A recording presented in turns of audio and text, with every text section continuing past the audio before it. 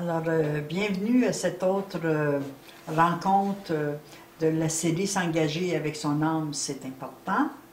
Mission d'âme, mission de vie, mission dans la famille, quel est notre rôle dans la famille, regarder sa vie à travers nos liens familiaux. Alors, c'est dans tout ce contexte familial que nous allons trouver plein de réponses à nos nombreuses questions. Quand on se questionne beaucoup, mais quel est le sens de ma vie, qu'est-ce que je fous dans cette famille, mais quelle idée j'ai eue de m'incarner, je suis sûrement tombée dans une mauvaise famille, c'est pas la bonne, on a dû se tromper de bébé, bon, surtout si on a été adopté, mais pourquoi je suis née avec des parents qui ne me voulaient pas, etc., etc. On se pose plein de questions, et à travers toutes ces questions, et il y en a une, je crois, qui nous tourne souvent dans la tête, c'est de se sentir décevant ou dérangeant dans la famille. De sentir qu'on dérange, qu'on n'est pas pareil à, mais qu'est-ce que je fous dans cette drôle de famille, j'ai rien de commun avec eux, qu'est-ce que je fous là, qu'est-ce que je fais là. Alors c'est de ces sujets-là que nous allons discuter, et comme Sylvie a dû vous le dire, comme à l'habituel, à la fin de cette conférence, eh bien, je vais vous laisser de la place pour me poser les questions. Parce que c'est un sujet, se sentir dérangeant et se sentir décevant, eh bien, ça a un grand impact sur notre confiance en nous, sur notre estime de nous, et aussi à se poser la question, mais qu'est-ce que je fais dans cette famille-là, moi? J'ai rien de commun avec eux. Comment se fait-il que je suis arrivée dans cette famille-là, à cette place-là, avec ces frères-là, avec ces sœurs-là, avec ce père, cette mère, avec comment se fait-il que je vis ou que j'ai vécu toutes ces émotions, toutes ces situations dérangeantes, comme si notre présence sur Terre n'avait pas de sens.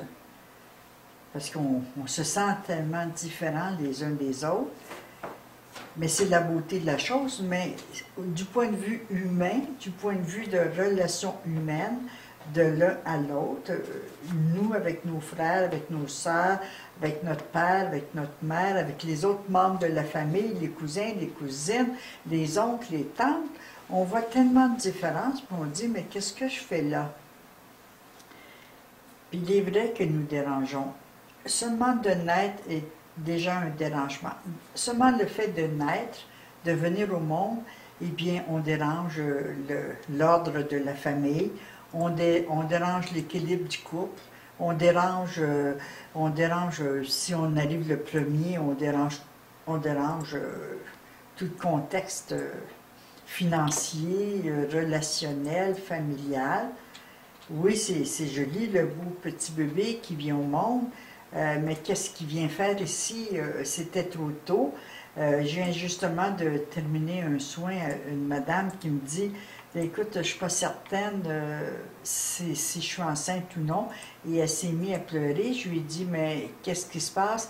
Mais c'est pas le moment, j'ai pas de stabilité financière, j'ai pas un travail sur lequel je peux compter.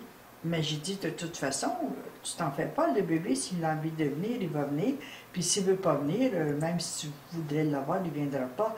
Parce que c'est l'âme qui décide de son incarnation et c'est l'âme qui décide de sa place, du moment précis. Et c'est l'âme qui a le premier choix. C'est l'âme qui décide avant même les parents. C'est l'âme qui décide qu'une telle âme sera son père, sa mère, jouera dans son scénario de vie le rôle qu'il doit tenir, car l'âme, lorsqu'elle s'incarne, elle choisit. Elle choisit ses conflits, elle choisit les émotions qu'elle vient gérer, elle choisit ce qui n'a pas été complété, accueilli, fait dans une autre vie, et elle vient gérer ce qui n'a pas été géré. Elle vient améliorer des talents, des ressources, elle vient s'améliorer, elle vient évoluer.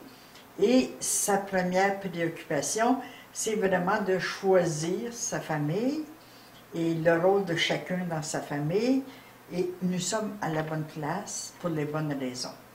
Le rôle de l'âme dans notre vie est la réponse à toutes nos questions. Quel est le rôle de mon âme? Alors, il faut s'élever, élever notre ouverture de conscience à un plan d'évolution supérieure, un plan de conscience supérieur, et ne plus regarder notre place comme uniquement d'humain à humain, mais regarder notre place d'humain à humain avec la mission de l'âme qui désirait rencontrer l'âme de notre frère, de notre soeur, de notre père, de notre mère, de nos oncles, de nos tantes, afin de s'enrichir, afin de travailler les maladies transgénérationnelles, c'est-à-dire les maladies héréditaires qui existent dans nos familles. Et lorsque l'âme décide de choisir son groupe, son équipe, avec laquelle elle va travailler, elle sait bien qu'il y a un lien commun dans toute cette équipe-là, dans toute cette famille-là, dans tout ce clan-là. Il y a un lien commun. Souvent, il y a plusieurs liens communs qui font qu'on a tous la même difficulté, soit avec l'argent, soit avec la jalousie, soit avec la place, soit avec l'agressivité, la rivalité, être en compétition les uns les autres, en comparaison. Alors, on vient travailler ensemble, en équipe, et quelquefois, nous avons l'impression que nous sommes les seuls dans la famille à avoir cette ouverture de conscience, qu'on travaille en équipe. On a quelquefois l'impression d'être décevant, d'être dérangeant, de ne pas être à la bonne place, que les autres ne nous comprennent pas, qu'on est tellement différents dans la famille. Alors, pourquoi ressentir dès notre naissance que nous sommes décevants et dérangeants? On le ressent parce que nous devons accepter dès le début de la naissance, et même, je dirais, même à l'état fœtus, dans le ventre de notre mère, nous ressentons les défis qui seront de taille, dont nous aurons à affronter, afin de prendre notre place, afin de s'accueillir dans cette différence, afin d'accueillir, de s'apprécier, de reconnaître nos talents, nos ressources, nos qualités, même si les autres ne les accueillent pas. C'est-à-dire sortir de certaines attentes, sortir d'attendre que les autres nous reçoivent, nous accueillent, nous comprennent. Arrêter d'être dans les attentes, et l'âme, lorsqu'elle décide, elle veut devenir autonome, elle vient travailler l'estime de soi, elle vient travailler la confiance, elle vient nous montrer qu'il est important de s'assumer, de se responsabiliser. Mais très souvent, lorsque l'âme choisit son clan familial, elle choisit aussi sa place que nous, en tant qu'humains, nous n'acceptons pas. Alors, si je demande aux aînés, est-ce que vous avez accepté votre place d'aîné? Plusieurs me diront non, c'est trop de travail, c'est trop de responsabilité, on attend trop de nous, il faudrait qu'on soit l'enfant parfait, le modèle parfait pour les autres qui vont venir derrière nous. Il faut qu'on se sacrifie, qu'on donne le temps de loisirs, de jeu pour s'occuper des plus jeunes, il fallait que je sois la maman de ma maman, il fallait que je sois la mère de mon père. Alors souvent, l'aîné va sentir que sa place, eh bien, qu'elle peut être décevante. L'aîné peut être décevant, l'aîné peut être dérangeant, l'aîné peut avoir peur de ne pas répondre aux attentes des parents, aux attentes des autres, et peut se sentir frustré tout le temps de sa vie, parce que la place d'aîné, c'est pas facile. Mais la place du milieu, c'est pas facile non plus. La place du dernier, c'est pas facile. La place du 6e dans une famille de 9, c'est pas facile non plus. Aucune place est facile. À toutes les places où nous sommes, nous risquons de nous sentir décevants et dérangeants. Alors, mais il y a une chose qui est certaine, et là, je vais prendre le temps de vous laisser digérer cette vérité, c'est que l'âme, elle, lorsqu'elle choisit sa place, elle sait exactement ce qu'elle fait et son plan est parfait. Alors, le plan de l'âme, lui, il est parfait. Elle connaît sa famille, elle connaît les défis, elle connaît les maladies héréditaires transmises de génération en génération.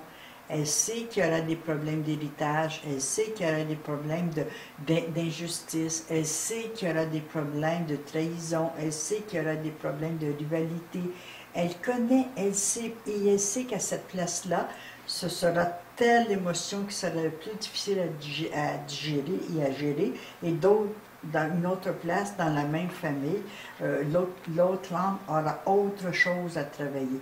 Alors nous venons tous dans un clan de famille, dans un clan familial, nous venons tous ensemble travailler une parcelle, une partie de la maladie. Nous avons tous un rôle important.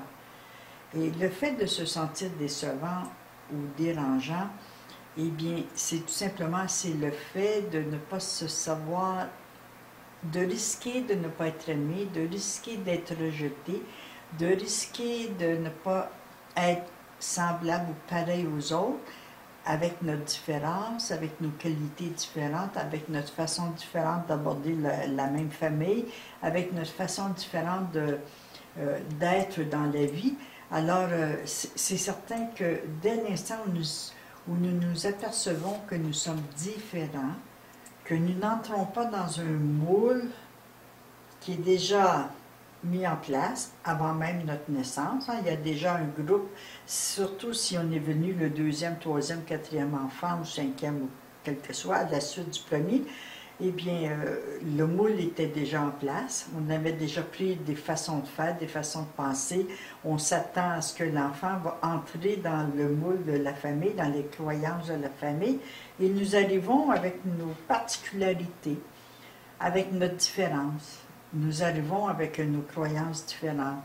Nous arrivons avec notre mission d'âme à nous, qui ne cadre pas toujours avec le projet de notre naissance, le projet de nos parents à nous donner la vie. Alors, on a l'impression qu'on les dérange, qu'on les déçoit, qu'on n'entrera pas dans le moule et qu'on risque de ne pas être aimé, qu'on risque de les déranger. Alors, c'est très normal, ce sentiment d'être dérangeant et décevant, mais en même temps, c'est très rassurant. Car si effectivement nous dérangeons, si effectivement nous décevons les autres membres de notre famille, c'est que nous faisons quelque chose de différent d'eux, que nous faisons quelque chose dont ils ont besoin. Peut-être qu'ils ont peur de notre force de caractère, peut-être qu'ils ont peur de notre fragilité, peut-être qu'ils craignent d'être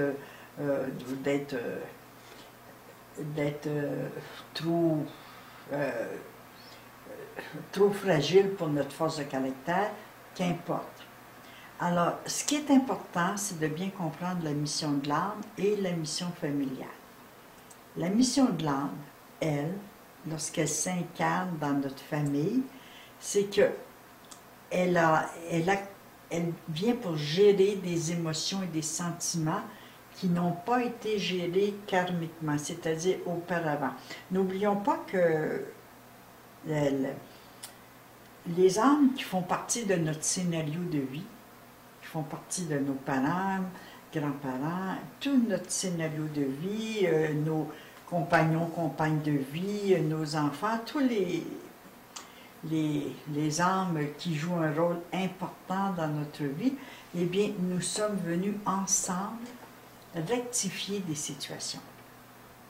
Et c'est tout à fait normal qu'on soit en conflit, qu'on se sente quelquefois en rivalité, qu'on se sente dérangeant, qu'on sente qu'on est différent. Nous venons accepter de gérer des émotions qui n'ont pas été gérées. Si je parle de maladie héréditaire, il est possible que dans une famille, nous ayons la tendance de se jalouser les uns les autres. C'est possible que dans une famille, nous ayons tendance à faire deux clans, à être en rivalité. Les hommes contre les femmes, les petits, les grands, qu'on soit un enfant du milieu, qu'on n'a pas de place dans notre clan, il est possible que nous venions régler des conflits d'héritage, des conflits de place qui n'ont pas été réglés dans une autre vie. Alors, dans sa mission d'âme, à travers la mission de l'âme, nous réglons des attitudes et des comportements. La mission de l'âme, c'est de régler des attitudes, c'est de régler des comportements, c'est de régler des émotions. L'âme, elle, pourquoi elle s'incarne? C'est qu'elle vient travailler dans ces eaux-là. Elle vient travailler les attitudes, les comportements, les croyances, les interprétations qui ont faussé la vérité. Elle vient travailler notre ouverture de cœur, notre ouverture d'esprit, notre générosité envers nous-mêmes. Tu sais, si vous avez une âme de sauveur, là, ben l'âme, elle dit, non, non, moi je ne viens pas pour sauver le monde, je viens pour m'apprécier, accepter que j'ai une place et me donner le droit d'être moi et non pas toujours être en train de sauver les autres. Alors très souvent, nous partons dans une mission, une pseudo-mission de sauveur du monde, qui n'est pas du tout la mission de notre âme. C'est pas ce qu'elle désire, l'âme. L'âme désire gérer des émotions que nous craignons, qui nous font peur, qui nous inquiètent, qui nous fait croire que nous sommes coupables, que nous sommes responsables, que nous ne sommes pas dignes, que nous ne méritons pas la confiance des autres, etc. Vous les connaissez, les culpabilités, les responsabilités, et blablabla, blablabla. On les connaît tout ça. Alors l'âme vient régler ces émotions-là. Elle vient régler les attitudes et les comportements qu'on a mis en place inconsciemment, involontairement, dans une autre vie, pour se protéger. Elle vient régler le mécanisme de protection, elle vient régler le mécanisme de fonctionnement. Elle vient régler notre façon de fonctionner et il n'y a pas de terrain plus propice pour l'âme que le terrain familial. Il n'y a pas de terrain plus propice pour accomplir sa mission que le terrain de la famille. C'est le terrain propice au règlement de conflits, au règlement d'attitudes et de comportements. Alors nous, la première chose que nous faisons, nous prenons nos jambes à notre cou et on fuit, on part loin, loin, loin de la famille, ou on reste au centre de la famille, puis on se dit, bien là, moi je reste là, je ne fais pas de vagues, je ne dérange pas, je me soumets, moi j'aime tout le monde, non, non, non, moi ça ne me touche pas ce que les autres vivent, ils peuvent vivre ce qu'ils veulent, moi je suis amour, moi je suis... Mais au fond, on ne prend pas sa place et on ne va pas dans la mission de l'âme. C'est pour ça que l'âme choisit la famille comme terrain propice à son évolution. La mission que nous avons à accomplir dans notre vie est de s'engager, de s'investir dans nos ressources et dans nos talents, dans le rôle que nous tenons dans notre famille. Il est bien imaginé que dans votre famille, vous avez le grand plaisir d'avoir une personne célèbre, qui est devenue célèbre par, soit pour ses arts, ses talents, ses ressources, soit pour sa façon de réussir professionnellement. Vous avez l'avantage d'avoir une personne célèbre. Et juste de porter son nom, eh bien, c'est déjà, ça devrait être une joie de faire partie de ce groupe-là. Mais bien souvent, on va jalouser cette personne, on va essayer de dénigrer cette personne. Dans notre famille, on va essayer de se dire « Ah, cette personne-là, moi, mon frère ou ma soeur, moi, il cherche seulement que la réussite, il cherche seulement que la gloire, il ne s'occupe pas de nous, il ne s'occupe pas de... » Plutôt que d'accepter le rôle de chacun dans la famille. Alors, l'âme, elle a comme mission de venir régler des conflits karmiques venant d'une autre situation. Alors, les rivalités, les confrontations, les frères et sœurs qui se confrontent les uns envers les autres, l'âme vient travailler ça. Elle vient à travers notre mission de vie. Sur Terre, nous avons la responsabilité de développer la confiance, la fierté, l'estime et la reconnaissance humaine. C'est notre responsabilité dans notre mission de vie pour que l'âme puisse vraiment prendre sa place et évoluer au sein de sa famille Il faut que dans notre personnalité, nous développions notre confiance en nous. Et je ne sais pas vous, mais moi je sais que la plupart des personnes qui viennent me voir en consultation ou qui m'écrivent, ce qui revient le plus, je manque de confiance en moi, j'ai pas confiance en moi, j'ai pas confiance aux autres, je me méfie, j'évite de m'abandonner, sexuellement j'ai des problèmes car je vois pas comment je pourrais m'abandonner au sexe opposé, comment je pourrais m'abandonner dans l'amour, comment je pourrais faire totalement confiance. Alors ce sont des thèmes récurrents qui reviennent continuellement.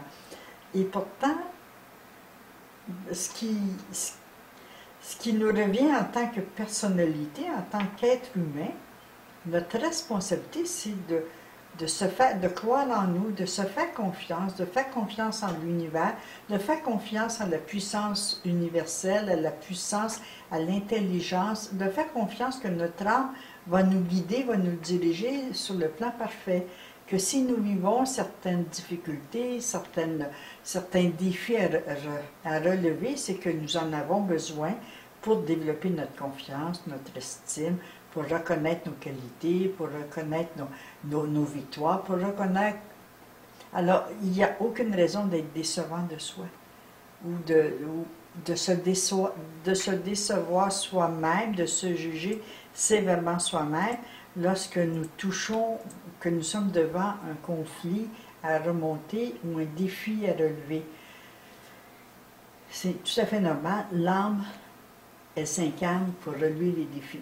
Elle s'incarne pour changer les attitudes. Alors, nous, en tant que personnalité, notre responsabilité, c'est d'accepter, de nous engager avec nous-mêmes et de changer ce que l'on peut changer et d'accepter ce qu'on ne peut pas changer. On ne peut pas changer notre place dans la famille, on ne peut pas changer notre père, notre mère, bien que quelquefois on en ait, si on est un enfant adopté ou quelqu'un d'autre s'est occupé de nous, mais notre véritable père, notre véritable mère biologique, on ne peut pas les changer. Ils sont là. C'est fait. Et c'est avec eux qu'on doit travailler. On doit travailler avec ce sang qui coule dans nos veines. Alors, notre mission dans la famille, quelle est la mission familiale? Il y a la mission de l'âme, il y a la mission de vie, puis il y a aussi la mission familiale. On a plein de missions différentes. Alors, la mission familiale, nous prenons une place et un rôle dans notre famille et nous appartenons et nous apportons des éléments de guérison avec nous. Alors, nous sommes un guérisseur dans l'âme. Nous guérissons, nous faisons réagir les autres membres de notre famille, nous les dérangeons, nous les décevons peut-être, mais nous sommes différents et nous les faisons travailler. Ça, il faut accepter le fait que la place que nous tenons et ce que nous avons apporté avec nous dans cette incarnation, eh bien, la famille entière en a besoin d'un peu d'ouverture. Si la famille est fermée, est sectaire, est fermée entre eux, ne veulent pas accepter d'étrangers dans la famille, ne veulent pas les nouveaux conjoints, conjointes, ne veulent pas faire partie Bon, alors ils ont besoin de notre ouverture d'esprit, ils ont besoin de notre ouverture de cœur, ils ont peut-être besoin de notre générosité. Si la générosité n'est pas leur qualité première, alors on voit qu'il y a dans nos familles, quelquefois, on a des parents ou on a des frères et sœurs qui ont tendance à tout garder pour eux et à ne pas partager avec les autres. Alors peut-être que nous, on est différents. Peut-être que nous, on peut apporter cette générosité, cette circulation d'énergie, cette façon de partager. Et on leur apporte un bien-être, on leur apporte une forme de guérison. Alors n'oublions pas que dans notre mission familiale, le rôle que nous donnons, c'est de guérir, c'est de soigner une partie par nos comportements et nos attitudes et notre façon de faire différent. Alors oui, accepter qu'on est dérangeant, accepter qu'on peut être décevant, mais accepter que notre différence, eh bien, ça l'enrichit l'ensemble du groupe qu'ils le veulent ou non. Alors, l'engagement à donner de soi-même, à être soi dans cette famille, même si on peut se dire, je ne peux pas être en contact avec mes frères et sœurs, je ne peux pas être en contact avec mon père, être en contact avec ma mère. J'ai beaucoup de difficultés avec leur comportement et leurs attitudes. Mais vibratoirement, et ça j'insiste, c'est vibratoirement, nous devons accepter qu'on leur apporte quelque chose et que s'il nous dérange, c'est peut-être ce que nous avons à travailler le plus. Ce que nos frères, notre frère ou nos frères nous dérangent, ce que nos enfants dérangent, ce que nos sœurs dérangent, notre père, notre mère. Alors, regardons ce qu'on essaie d'éviter, ce qu'on essaie de ne pas avoir avec nous et de ne pas vivre, ce qu'on essaie de fuir et ce qui nous dérange. Et là, on aura des pistes intéressantes sur notre véritable mission, la mission de notre âme, vraiment. Alors, s'il y a un manque d'amour dans la famille, peut-être que nous venons accepter de nous apprécier, de nous aimer, même si les autres ne nous donnent pas de signe d'amour. Alors, on vient régler des choses avec nous-mêmes. La famille sert d'un terrain propice. Alors, c'est important, notre venue dans la famille n'est pas une erreur. Et la façon dont nos parents nous ont acceptés ou nous ont accueillis, ce n'est pas une erreur non plus. Tout est bien, le plan est parfait. Alors, on voit bien qu'on a une mission d'âme, on a une mission personnelle, on a une mission familiale. Et là, on a plusieurs missions. On a une mission au travail professionnel, on a une mission dans notre pays, dans la place que l'on tient. Alors, on a plusieurs choses à régler, mais la véritable raison de notre incarnation, si vous vous posez la question, qu'est-ce que je suis venu faire dans cette fichue de famille? Qu'est-ce que je suis venu faire sur cette terre? Qu'est-ce que je suis venu faire dans ce bordel de vie? Eh bien, je suis venu gérer des émotions, je suis venu changer des comportements, je suis venu changer d'attitude à certains moments, changer des croyances pour entrer à l'intérieur du plan, pour faire partie d'eux, pour me sortir de cet isolement où j'essaie de fuir, d'éviter, pour vraiment faire partie de mon clan familial. Alors, que signifie faire partie de son clan familial? Qu'est-ce que ça signifie? Ça signifie que le sang qui coule dans nos veines, on ne peut pas le nier.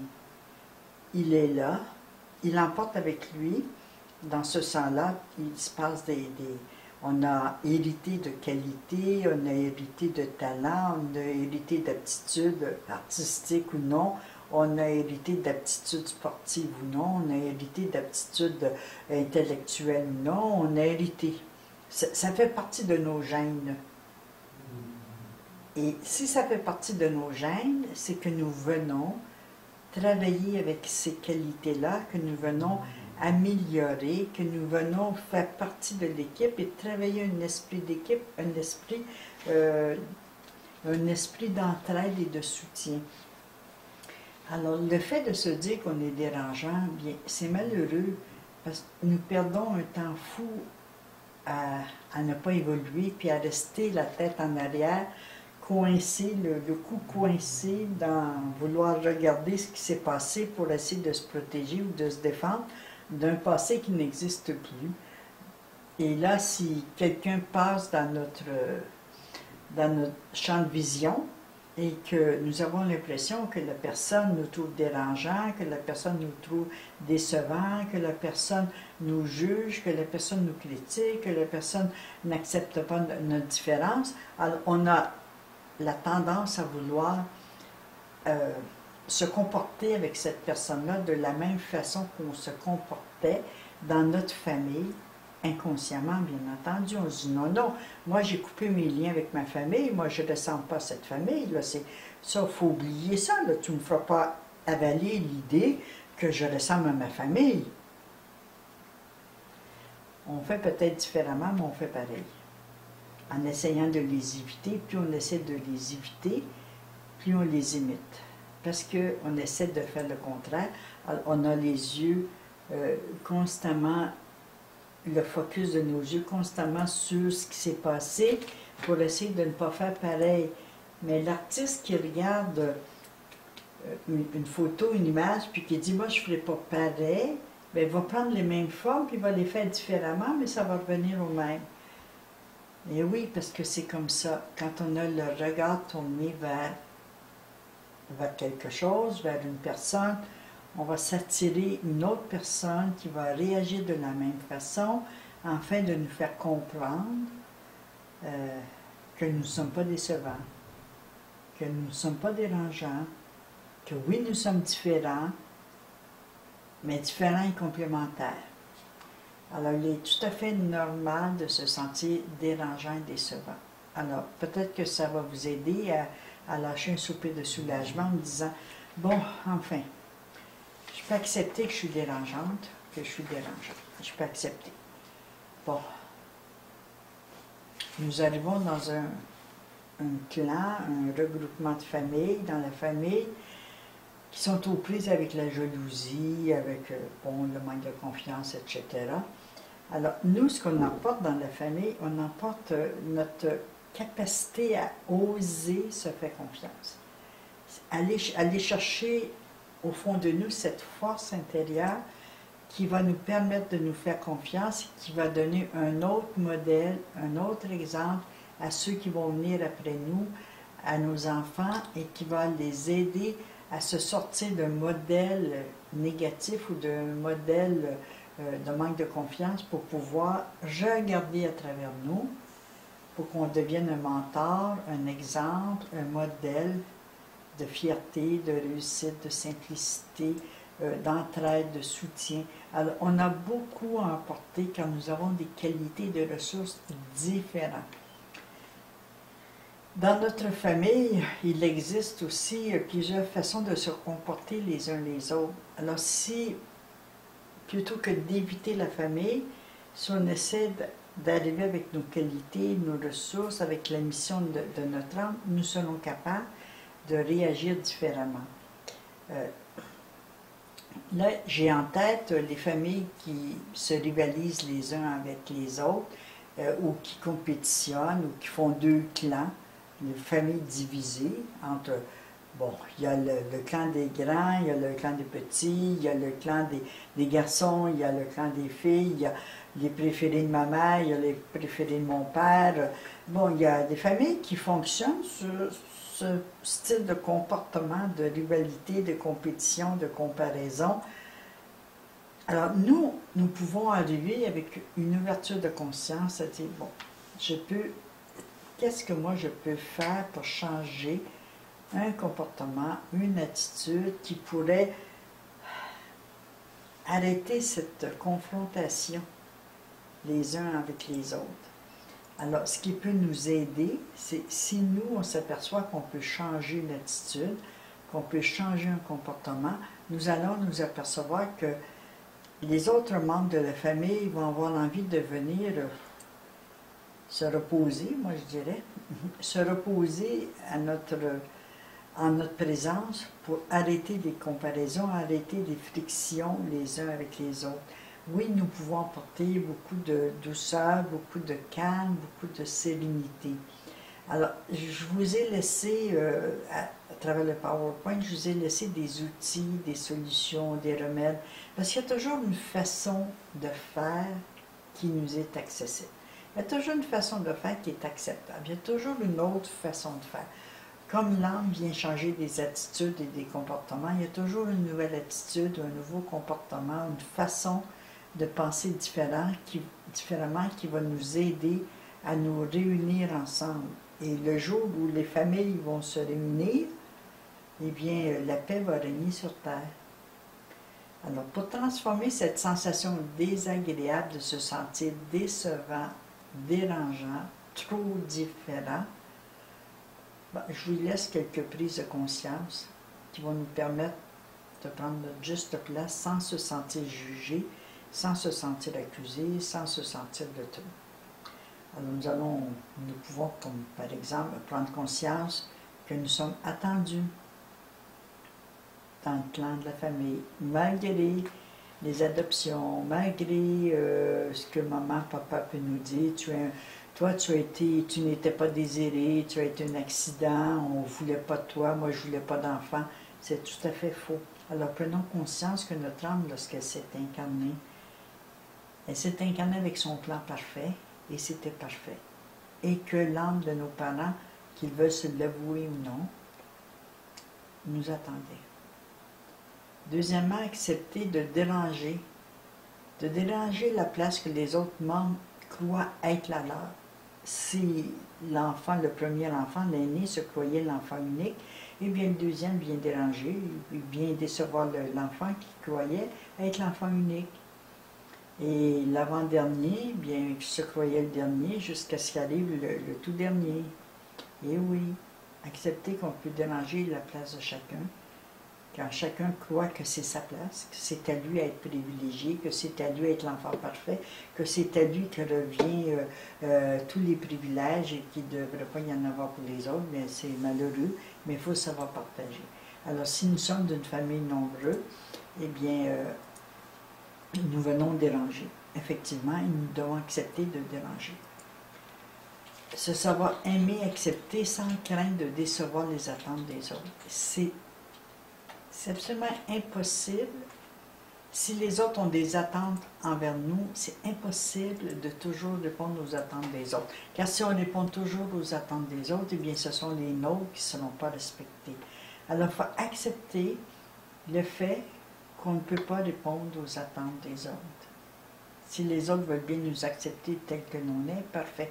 Si nous voulons nous accepter tels que nous sommes, c'est parfait. Mais si nous ne voulons pas nous accepter avec notre côté clair, notre côté sombre, avec nos attitudes de comportement, si nous ne voulons pas nous accepter, on ne peut pas demander aux autres de nous accepter.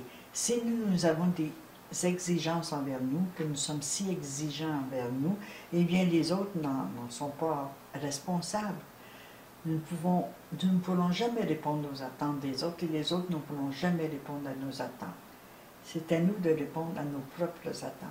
Alors, il vaut mieux lâcher les attentes décevantes et reprendre notre place telle que nous sommes dans notre clan familial. S'accepter tel que nous sommes et arrêter de se décevoir personnellement, arrêter de s'en vouloir, arrêter d'avoir des attentes tellement grandes envers nous, de croire que nous pouvons arranger, nous pouvons sauver le monde, nous pouvons sauver notre famille.